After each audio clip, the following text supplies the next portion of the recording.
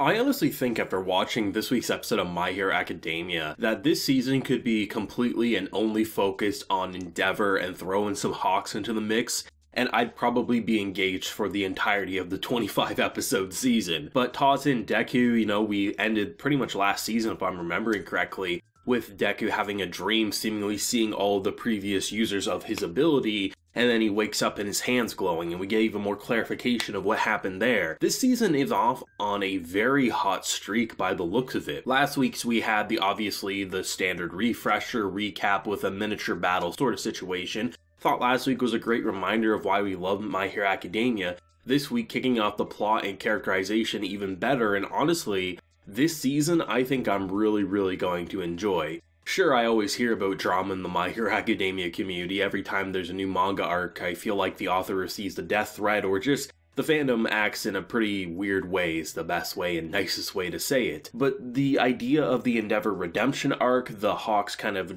double traitor plotline here, where obviously Endeavor's not in on it, but Hawks, the person who can very much see the end goal, is able to try to work his way into the League of Villains, as someone like Deku is trying to understand everything that's going on and all the new past information of the previous holders and everything that it means probably for the future. I think without a doubt the thing I want to jump into the most is the thing that kicks off this episode, and that's the traitor plotline. I was really intrigued by the cliffhanger last week, and I'm even more appreciative of how they didn't blue balls us in the way that they didn't say what Hawks' true intentions were. I very much had my suspicions by the time Dabi was walking out of that warehouse. I was like, oh, he's probably playing both sides, but they're probably not going to explain it until many episodes down the line. And as I was thinking this, as I was worrying about this, they switch over to a flashback of our boy getting debriefed and saying, hey, this is what we want you to do, and he's basically saying, I have no choice but to do it. I think it's going to be very interesting because anytime you have a character like Hawks, who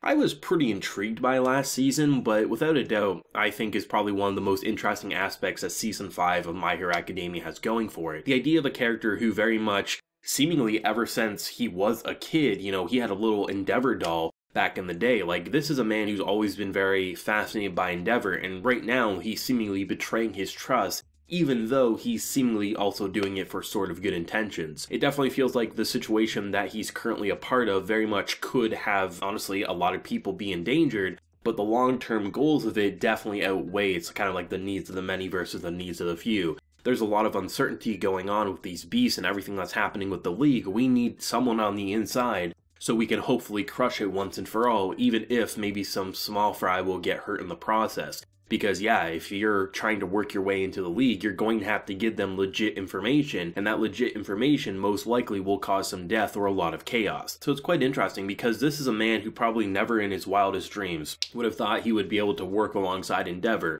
based on seemingly him really liking him even since he was a kid. And now he has to kind of do this double crossing, even if justifiably he could say in his own head, this is what I need to do. He very much isn't able to live out his dream by the looks of it because he's really just trying to play both sides. And what if it comes to a point where he has to give up information on Endeavor? Would he be able to do that? And if so, that's going to be very interesting, right? So I really enjoyed seeing obviously the flashback to the end of last season's battle, seeing what was going on, and then just getting even more clarification without dragging out a plotline that didn't need to be there. We didn't need to question, is he traitor, is he foe, is he full-on evil, right? We just need to know what is the point of this, and they gave that to us without dragging it out, which I have to say I really appreciate and gives me really high hopes for the quote-unquote plot twist of this season. Now, Endeavor, I knew, got a redemption arc, or maybe redemption arc isn't really the best way to put it, but an arc to really much show him not as a shitty person anymore, and trying to atone for his sins, so to speak. And I very much was curious to see where they would go about that, because that is a really interesting plotline, because we know how shitty of a father he was, we know how shitty of a husband he was, we see where our boy Todoroki's mother is, right?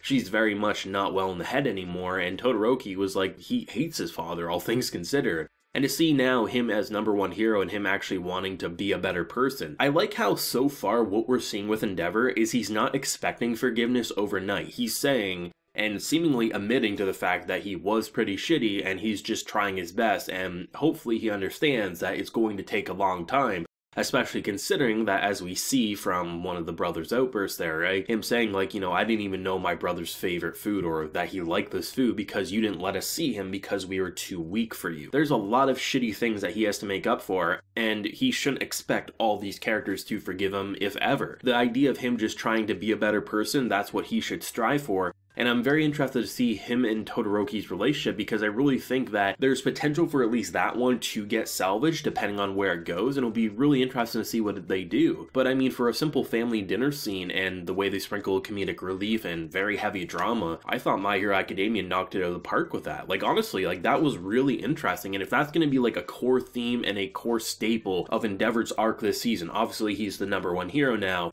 Some people are making fun of him because he struggled with some of these monsters. Then there's others saying, look at how he protected us. Very much getting a reminiscent feeling of when Deku was very much enthralled by, obviously, we have All Might, right? We have this one kid who's basically cheering on Endeavor the same way. So it's very fascinating to see something like that and to just see, like, this is going to be a very rocky arc for a character like him. He's probably going to maybe make you mad, maybe he'll make you really proud, but, the characters who grew up with essentially abuse all their life surrounding him, I mean emotional, maybe physical, like, there's a lot of things, right? So it's going to be interesting to see how they evolve with him, and I'm liking how the author isn't just placing it as he's like, I'm sorry for being a shitty person, I forgive you, Dad. No, that's not how it would realistically work, so I'm glad the author is actually writing it in a really genuine way, I have to say. That was great. I was really blown away by that. And then obviously the Deku content was just kind of like the cherry on top of this amazing sundae. I love the idea of how it's essentially playing like a flashback, and we don't get to see all of it because seemingly based on what the first wielder of the ability said, you're only at 20% power, so we're not going to show you it all, and you're also surrounded by people who care about you, so you're probably going to be alright. The idea of him just getting this like clarification of the two different abilities, all for one, one for all,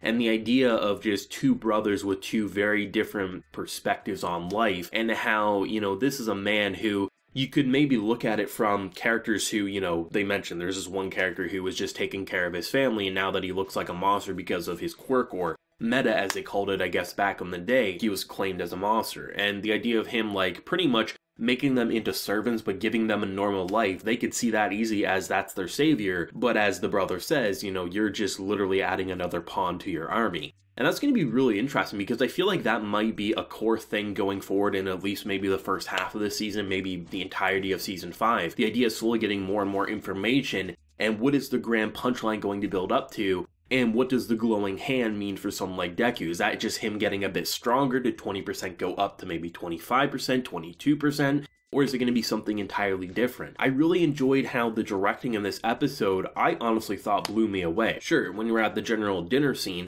that's pretty much standard My Hero Academia directing, but the characters' expressions, their body reactions, the brothers slamming on the door, excellently directed. But the intro to the episode where you have the flames kind of engulfing everything, the lighting was beautifully done with the blues and oranges. But the thing that really shocked me was the end of the episode with this dreamlike sequences and just how it was so engaging with how it visually just kind of like sucked you in and you weren't sure, what the hell are we experiencing? I really feel like this season of My Hero Academia, sure, there's a movie in production, so there's always going to be bumps along the road of the TV because they'll focus on the movie and maybe there'll be some episodes that don't look as flashy. But I definitely think the ones that are going to be flashy are really going to knock our socks off even better than we've seen before. I just have a good feeling about this season. It was engaging, it was interesting, and honestly every character that we've really focused on in this episode has me really excited to see where their arc's going to go, and obviously where our amazing supporting cast is also going to take us. Let me know your thoughts and feelings, and definitely what your favorite moment of the episode was down below. If you enjoyed the video, leave a like, share your support, and hit that subscribe button if you happen to be new around here. So until next time everyone, please take care and have a good one.